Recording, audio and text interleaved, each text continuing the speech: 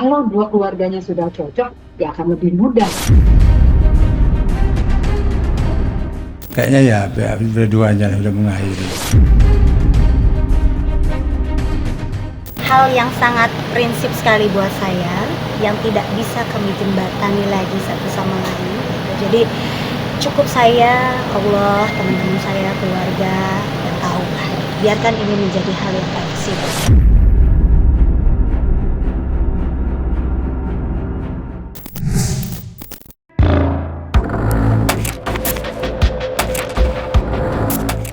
Pedangdut tersohor Ayu Ting Ting lagi-lagi dipaksa gigit jari usai menyaksikan kisah percintaannya yang kandas di tengah jalan.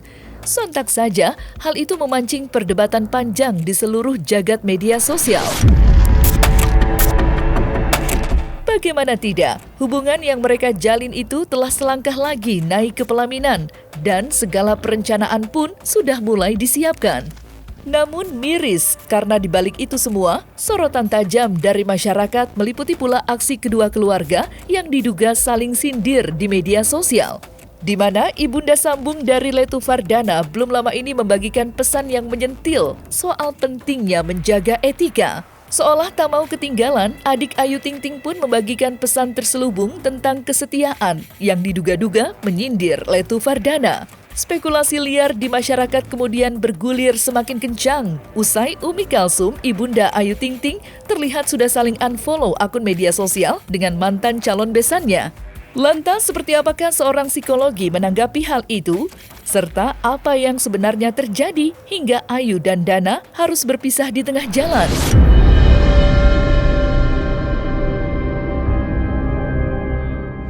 Di mana memang ada hal yang sangat prinsip sekali buat saya, yang tidak bisa kami jembatani lagi satu sama lain. Jadi cukup saya, Allah, teman-teman saya, keluarga, yang tahu lah. Biarkan ini menjadi hal yang prinsip buat kami. Kayaknya ya berdua-duanya sudah mengakhiri. Ya yang tahu kan mereka berdua. Saya kan tinggal mastiin. Oh, iya dong, saya tidak mungkin mengambil langkah sejauh ini.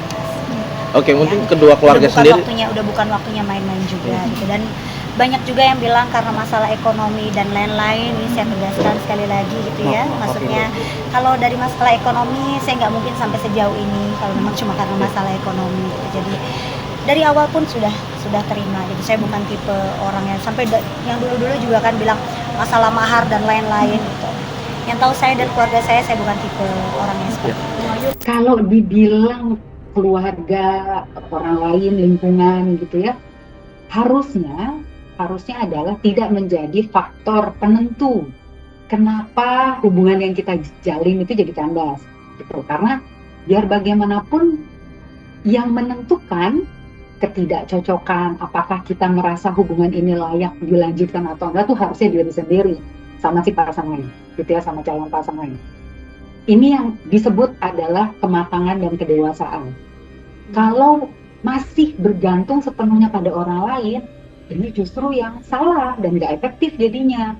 Masa sih hubungan lalu bergantung sama orang lain? Kalau orang lain bilang lanjut gitu kan. Orang lain bilang udahan aja ya kan, bahaya dong kalau kayak gitu. Jadi ada baiknya justru diri sendiri yang harus betul-betul punya pemahaman yang baik, memahami, mengenali betul-betul paham bahwa hubungan ini layak atau enggak untuk aku lanjut. Saya juga menegaskan di sini bahwa ini tidak ada campur tangan dari orang tua saya sedikit pun, karena memang saya membuat keputusan ini ketika kedua orang tua saya masih melaksanakan ibadah haji dan mereka masih ada di Mekah gitu. Jadi ya walaupun misalnya orang tua saya ikut campur, kan memang salahnya apa? Karena dimanapun saya masih menjadi haknya mereka. Orang tua saya, ayah saya belum mengucapkan ijab atau menyerahkan saya kepada orang lain gitu. Jadi saya masih menjadi hak orang tua saya. Saya nggak nyesel. Kenapa? Kita sudah berdoa semoga lancar, tapi takdir menentukan lain. Nah, sebagai orang tua kan saya mendorong kan. Apapun keputusan itu kan saya bilang hubungan manusia dengan Tuhan kalau masalah jodoh. Saya sebagai orang tua selalu berdoa semoga lancar, semoga apapun yang namanya dengan anak kan.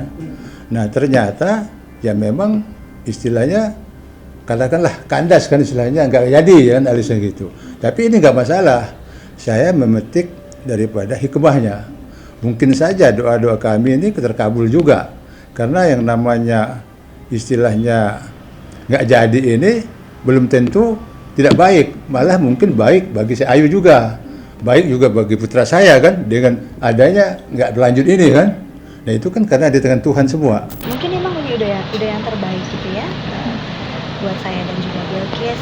Jadi menurut saya apa ya, karena Allah ngejaga saya dan juga Bilqis gitu ya, saking sayangnya Allah sama saya dan Bilqis, ya mungkin ini sudah jadi yang terbaik. Ini sudah jalannya Allah kasih. Ini saya percaya namanya qadarullah ya, saya percaya qada dan qadar karena saya seorang muslim gitu ya. Saya tahu mungkin ini yang Allah kasih buat saya yang terbaik untuk saya dan juga Bilqis. Jadi ya harus kita terima.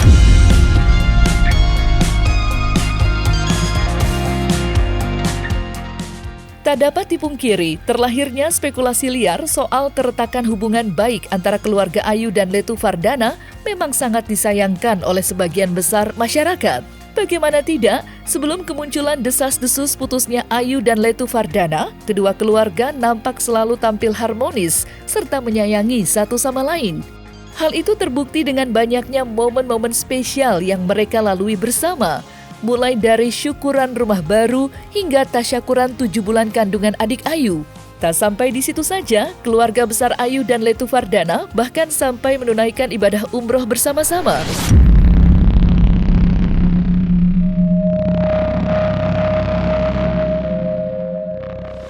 Iya, udah kenal duluan kalau sama ibu sama ayah. Karena ngefans sama ayah ya Bu? Pas umroh bareng sama ayah. Masakannya iya enak-enak ayah, betul. Apa yang paling ibu suka masakannya? Ayah gurame goreng. Tata juga kemarin ngikutin ke warungnya gitu ya, buat Iya, iya alhamdulillah sih ngumpul semua keluarga ya, keluarga Ayu, keluarga Dana juga ngumpul. Ayu sendiri tuh alhamdulillah ya, Ayu orangnya humble, ramah, terus sama orang tua juga sopan, menghargai banget, sama pasangan juga dia care. Adik Dana menikah itu adalah ibadah terlama seumur hidup. Jadi apapun pilihannya, semoga itu yang terbaik dan kami akan mendukung apapun keputusan Dana. Kalau dua keluarganya sudah cocok, ya akan lebih mudah gitu. Karena mungkin satu sama lain sudah tinggal berikutnya ya tinggal satu sama lain mendiskusikan hal-hal yang oke, nanti setelah menikah kita akan menjalani seperti apa sih, siapa yang akan mencari nafkah lebih banyak, bagaimana nanti akan berbakti kepada kedua orang tua gitu ya, orang tua dan mertua, lalu bagaimana kita akan punya quality time bersama, bagaimana kita akan beradaptasi dengan pekerjaan masing-masing. Ini yang harus didiskusikan gitu. Kalau toh pada akhirnya dalam proses diskusi dan mencari kesepakatan ini ada ketidaksesuaian, ketidaksepakatan, ya baiknya memang diputuskan dalam arti gini, oke, kita mau gimana dengan ketidaksesuaian ini, apakah kita mau lanjut atau enggak gitu ya. Terlepas dari spekulasi retaknya hubungan baik antara keluarga Ayu Ting Ting dan Letu Fardana, sebuah pertanyaan lain pun telah menari-nari di benak warganet, yakni tentang apa yang sebenarnya terjadi sehingga kedua sejoli itu harus berpisah. Apalagi hingga sampai saat ini, baik Ayu maupun pihak Dana belum sekalipun memberikan pernyataan secara gamblang soal alasan perpisahan mereka. Seperti diketahui, Ayu Ting Ting hanya memberikan bocoran kalau telah muncul sebuah perbedaan prinsip di antara mereka.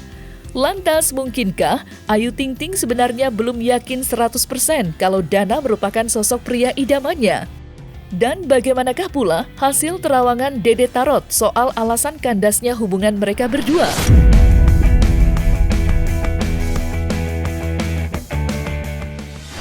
Sempat saya bikin prediksi saya waktu ini bahwa hubungan ini mereka ini didasari dikarenakan ada campur tangan orang tua, kan seperti itu ya, gitu. Dan ini terjadi gitu. Dan saya lihat di sini Ayu Ting Ting ini ngerasa bahwa ini tidak tulus dalam hatinya dia gitu. Jadi kayak Ayu Ting Ting ini ngerasa bahwa kayak ada terpaksa gitu ya dari hati Ayu Ting Ting sendiri. Makanya sekarang ini Ayu Ting Ting kayak ngerasa bahwa saya harus berontak gitu. Saya harus berontak dan saya harus mempertahankan diri dia sendiri ya. Itu yang saya lihat. The career sebenarnya di sini banyak kebimbangan yang ada di benak hati dan pikiran Ayu Ting Ting. Kalau ditanya sejak kapan, yang saya lihat di sini konflik ini masuk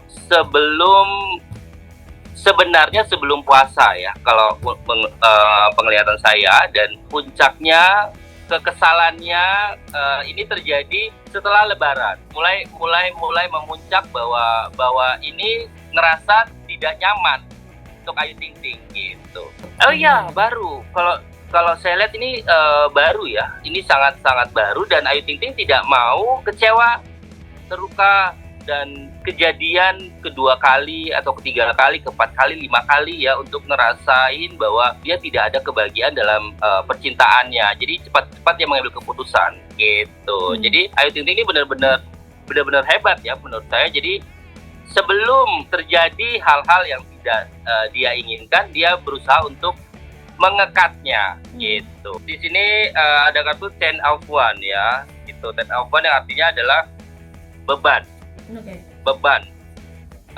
Dan beban ini memang sangat memberatkan buat Ayu Ting Ting gitu ya. Jadi masuk akal juga kalau memang Ayu Ting Ting ini sudah punya anak ya, dan harus bisa membahagiakan anaknya juga, harus bisa benar-benar membuktikan bahwa tidak hanya mencintai ibunya tapi mencintai anaknya. Dan Ayu Ting Ting sangat memperjuangkan anaknya gitu. Jadi buat diri Ayu Ting Ting sendiri ngerasa bahwa saya tidak terlalu penting, yang penting adalah kehidupan anak saya. Jadi kalau si pasangan pria ini tidak benar-benar bisa balance, ya kalau saya lihat sih Ayu Ting Ting memang benar-benar membuktikan bahwa keputusan ini yang harus dia ambil. Itu yang saya lihat. Oke, kalau untuk Fardan ya, Fardan ada Five of One. Kalau untuk Fardan, siapa sih ya yang tidak suka dengan Ayu Ting Ting ya, wanita cantik, cerdas, ya pintar cari uang ya. Kalau untuk Fardan ya sangat mencintai, sangat suka gitu. Akan tetapi kembali lagi untuk menyatukan dua sifat itu sangat sulit ya gitu. Nah, untuk wanita-wanita yang mandiri biasanya punya pendirian, jadi sangat keras untuk kehidupan ya, seperti itu. Ditambah Fardan ini dari bukan orang biasa ya gitu. Di sini ada kartu Expectacle ya, artinya pesan buat Ayu Ting Ting ya dari saya. Yang saya lihat di sini harus bisa menyayangi semuanya ya, ayahnya, ya anaknya, ya Ayu Ting Ting. Jadi paket komplit ya, paket lengkap ya gitu. Jadi seseorang yang ingin meminang Ayu Ting Ting itu harus mempunyai paket lengkap gitu. Kalau tidak sanggup, itu tidak akan bisa meminang Ayu Ting Ting, dikarenakan punya pagar, atau ada yang siap untuk menjadi garda terdepan, yaitu ayah dan ibunya. Tetap jadi diri sendiri Ayu Ting Ting. Tetap sayangi, cintai anakmu, cintai keluargamu, itu udah bagus banget. Ya, saya hanya bisa mendoakan yang terbaik buat Ayu Ting Ting. Semoga sukses, bahagia, mendapatkan apa yang diinginkan.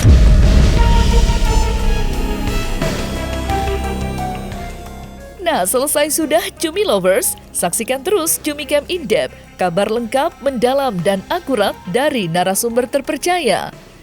Dan jangan lupa untuk like, subscribe, dan juga share channel YouTube Cumi Cumi.